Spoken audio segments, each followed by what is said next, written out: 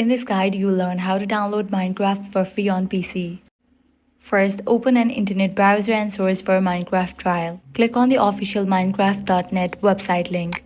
Once you're on the page, scroll down to the download section and select your operating system. For example, I'm using Windows 10 or 11, so I'll choose the Java edition. After the download finishes, open the download folder and click on the file to show it in the folder.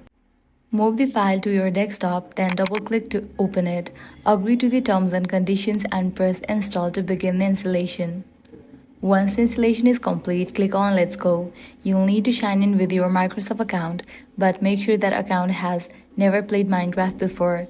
If you don't have an eligible Microsoft account, click on Microsoft account link at the bottom of the page to create one. After signing in, the Minecraft launcher will appear. Click on Sign in again and log in with your Microsoft account. Then click on Play Demo in the top navigation bar. The game will begin downloading, and once it's finished, you can start playing Minecraft for free. And that's it. If this guide helped you out, do not forget to like, share and subscribe.